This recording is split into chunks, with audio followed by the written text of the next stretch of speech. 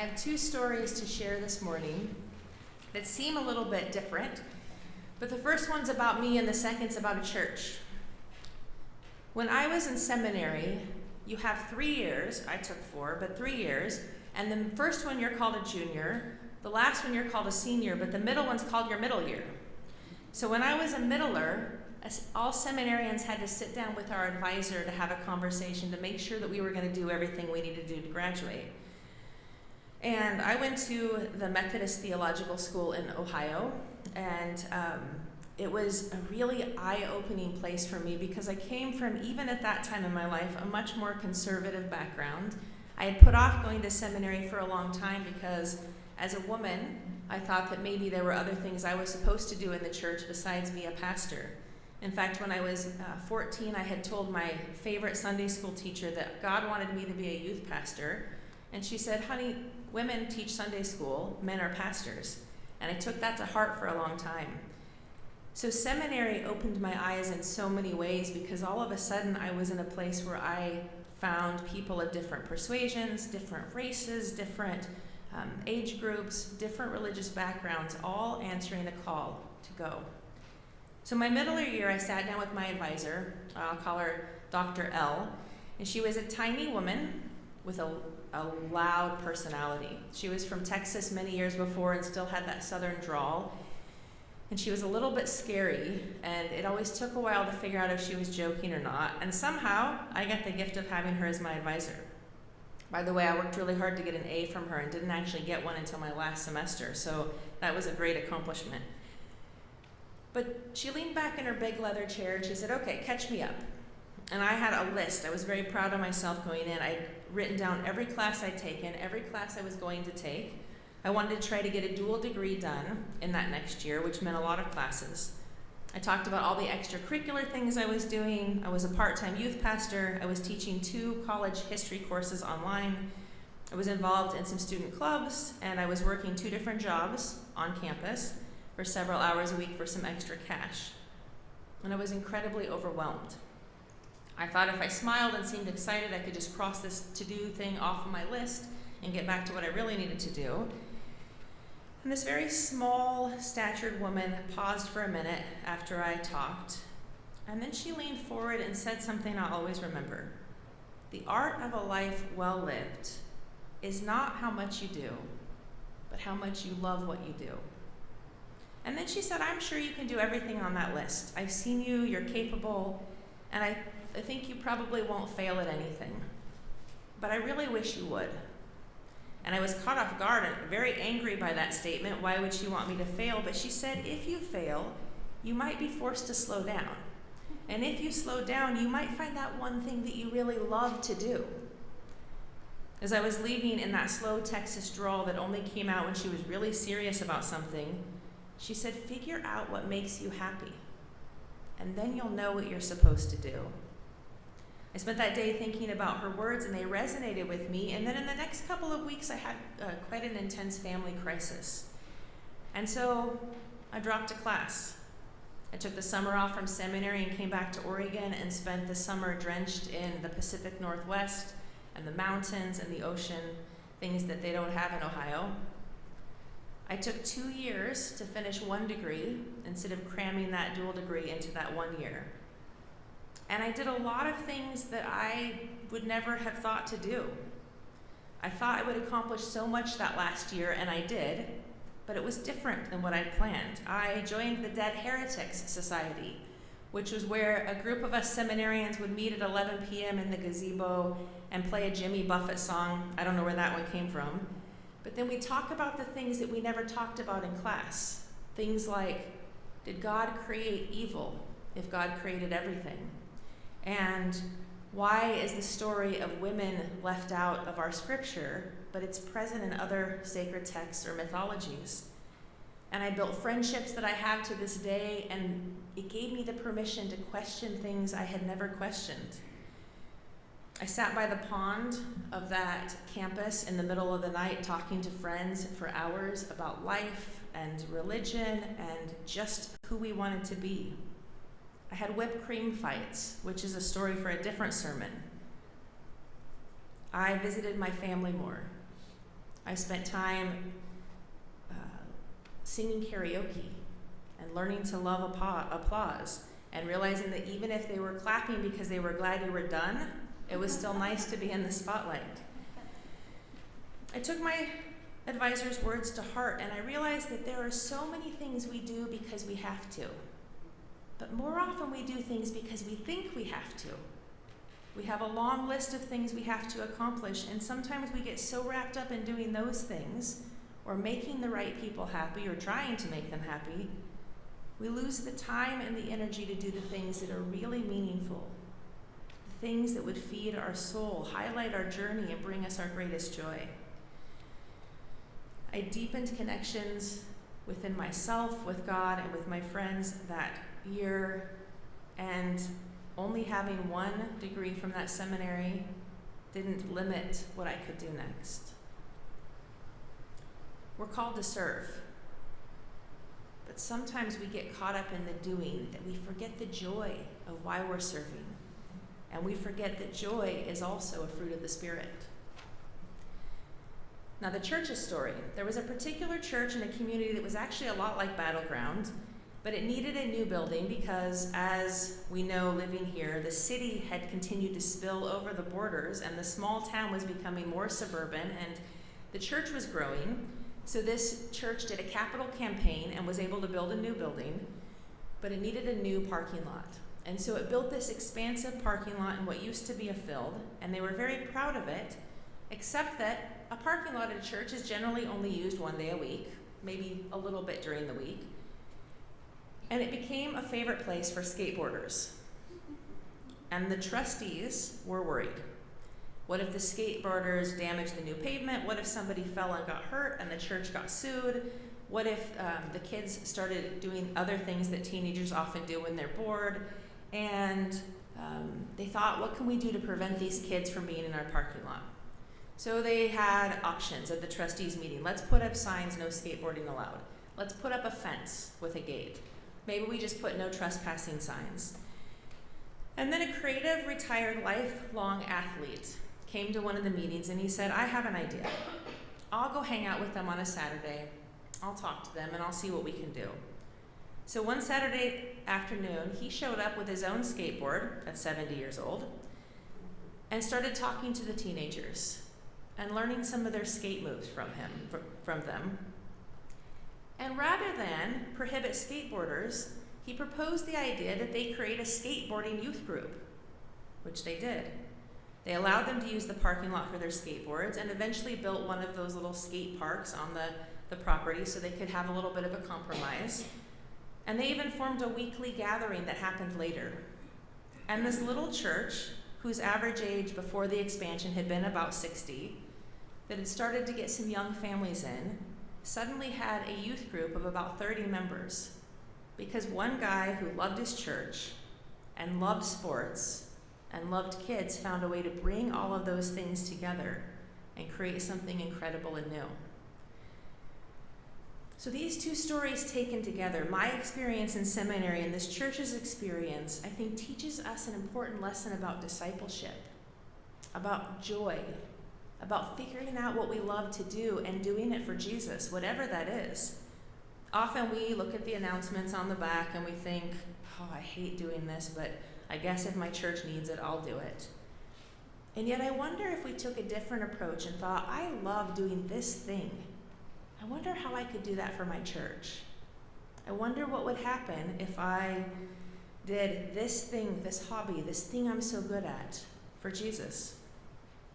Throughout the gospel message and the example of Jesus' life, disciples learned that true power, God's power, happens when we begin to claim Jesus' call to deny ourselves, to take up our cross, and to serve the least, the last, and the lost. Simply put, we find throughout the tension in the gospel this choice to focus on ourselves to the exclusion of others, or to step out and boldly serve others in the name of Christ. And we find that we can't do both. But we've learned a lot about the cost of discipleship. Jesus himself says there's a cost. Even though he says my burden is lighter, there's still a burden. Discipleship carries a cost. But we forget that we're meant to have joy in that experience too. we skip over those stories about Jesus around the campfire with his disciples. I think of all those times Jesus is telling his disciples stories hanging out. We focus on the parable, but we forget that part about just hanging out together, having their equivalent of coffee or a beer or whatever it might have been, looking at the stars and telling stories. I think about my friends in the Dead Heretic Society and the things we talked about and the theology we debated, and I wonder if it was a little bit like that with Jesus and his friends, just talking about the things they'd learned and Jesus saying, but what if we did it this way? The bottom line is that I believe we're called to do what we love to do. Scripture talks about us getting the desires of our heart. That's God's plan for us, that we fulfill these deep callings within us. We're meant to chase our passions for the sake of the cross. We're meant to fall in love and live that love boldly and with abandon for the sake of ministry. We're called to live in joy that does not ebb and flow with the tides of life's experience, a joy that is consistent and constant and born of God's love for us. We're called to do what we love and love what we do, and to realize we can't do everything, but we have to do something to serve. Now, I understand there are times when we have to do things we don't like to do. I really, really hate loading the dishwasher, but we have to eat, and so occasionally I have to do that. But I do love taking care of my family, and that's a piece of it. But too often we focus on that cost. So in our Gospel of Mark, Jesus makes two distinctive invitations to discipleship. In Mark 1, 14-20, he calls his disciples to leave their nets behind and follow him. And they do it. This strange guy walks up to the shore where they're fishing and says, "Drop your nets and follow me." And they do. They did it for the joy of it, or maybe for the excitement, or possibly out of curiosity, but for whatever reason, it didn't make any sense to just leave their livelihood and follow, but they did it for the chance to do something spontaneous and crazy and new. They left their nets, and for the next 3 years, they wandered through the countryside with this rabbi who was rebellious and engaging and different. And they became a part of doing this new thing that he was doing.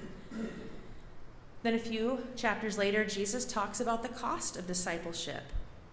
It's not enough to just leave your old life behind, but you have to live by a new set of standards about being countercultural.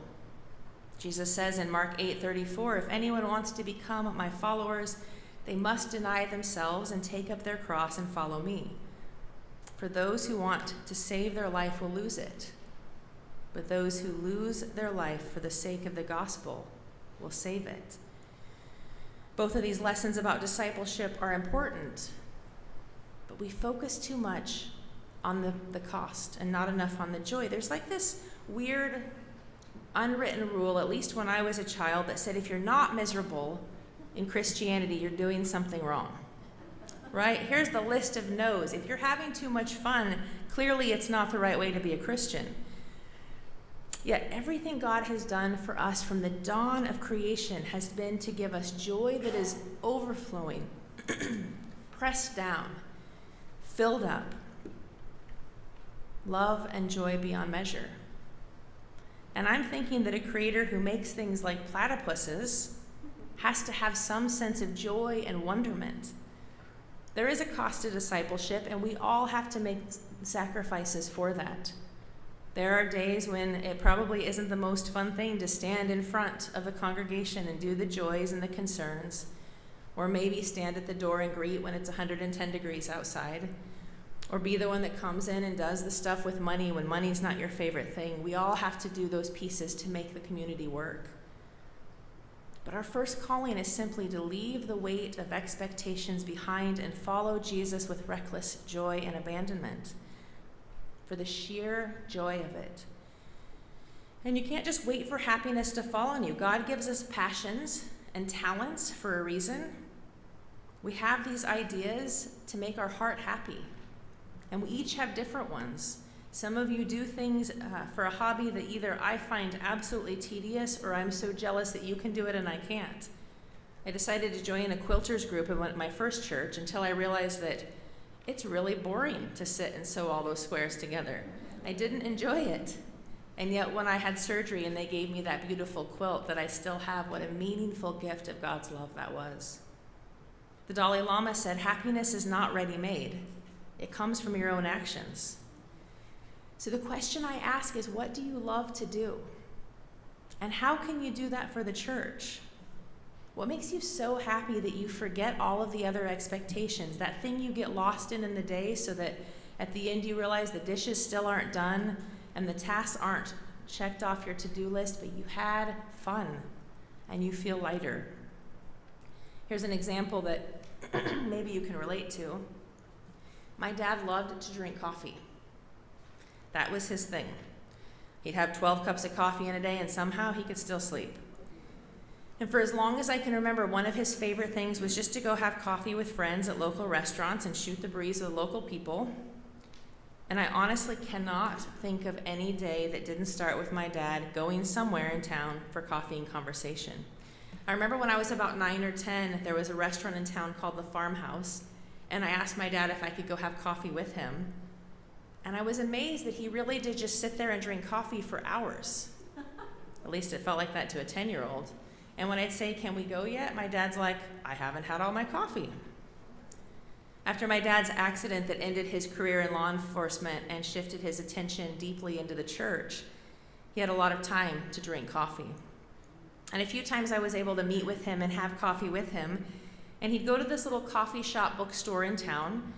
He'd get a little breakfast and his cup of coffee and have his Bible and sit at the table. And sometimes people would join him and it would turn into an actual Bible study, and they'd flip through and read scripture and my dad would interpret it or share his ideas. Sometimes he just sat and drank coffee and people would join him and he'd talk to the servers or to whoever might come in. But either way, he found a way to have that morning cup of coffee, sometimes at 4 p.m., and to do so for the sake of the gospel. At his funeral, you could not imagine the people that came up and said, I am going to miss having that cup of coffee. Several years ago, I discovered a similar lesson. I love movies. It is my favorite thing to do, my best way to unwind, and the second a new movie comes out to the digital realm, so I don't have to go to the theater, I am the first person to say, let's watch it. And I was attending a church in Ohio. I had just become a United Methodist, and I was in graduate school, and they didn't have a youth group, but they had a ton of kids. So I talked to the pastor, and I said, can I just have a family movie night, or a kids movie night? And so I showed a Harry Potter film, and about half the kids in the church came. And a couple weeks later, I showed the next Harry Potter film, and I think there were only 2 at the time, and almost all of the kids came. And then suddenly we were having a movie night every other week in the church, and that movie night, after about 6 months, grew into an actual youth group where we'd have movies sometimes and do other things other times.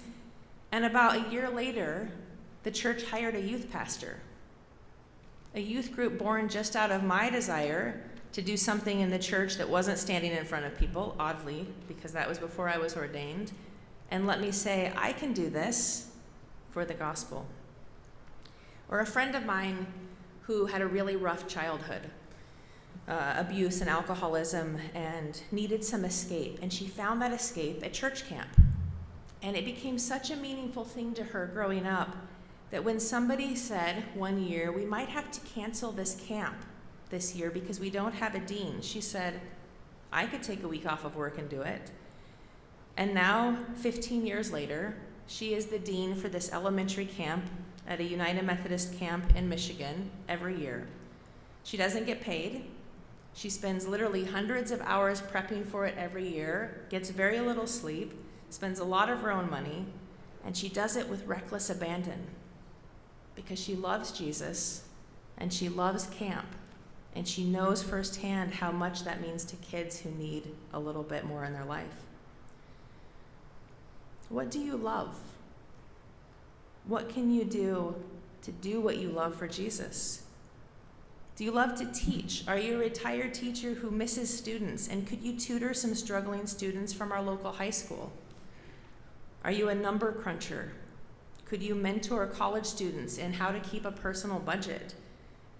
Do you like to exercise? Could you start a walking club at church? Or do you love to cook? Could you cook some meals and freeze them for that time when one of our members is ill and maybe just take that to their family? Are you a crafter or a cross-stitcher? Do you love to fish? I remember when I was a kid and my dad always took me fishing, and then when he became a policeman, he didn't have quite as much time. And there were men in the church who would sometimes take us teenagers out to fish. And though their fishing stories were fantastic and a little boring, what a gift that was to me to get to know the men in my church. Do you love to talk? Can you just be that person who goes through the church directory and calls people and says, "How are you? Your church misses you," or "Your church loves you"? One of the reasons I sang today is to show you that I'm not a singer, but I love to sing. If I was a singer, I promise I would be in Nashville right now pursuing a record deal to be the next top country singer. It's not going to happen in my lifetime, I finally realized. But it makes my heart happy. So sometimes I pick up my guitar and I stand in front of the church and I play a song. Or I annoy my family, including Brian, with my random karaoke bouts. Last night it was Bonnie Tyler. They had to listen to me singing quite loudly. But it allows me to do what I love for Christ. And there were times as a youth pastor where it was nice to just take out the guitar and sit with the kids and play a song and let them just be in that presence. One of the ways we honor God is by using the talents and passions that we have to serve each other in our church. And Nehemiah 8:10 tells us that the joy of the Lord is our strength. This is a time in our lives and in our church where we need that strength, and we need to remember that joy is the source of it, especially in times like this. This is a time for us to say, I've done a lot of work, but how can I now do what I love and make a difference with that? So what drives you? I remember Daryl a couple weeks ago playing the Charlie Brown song as our postlude, and it made me laugh. And I thought, what can we do that just exudes our joy and brings joy from others? And remember that church doesn't have to be solemn. It certainly doesn't have to be painful. Jesus never calls us to ministry or to misery. Jesus calls us to joy. So do what you love. Do it with joy. Spread a little bit of God's kingdom here and there, and do it for the sake of the cross. Amen.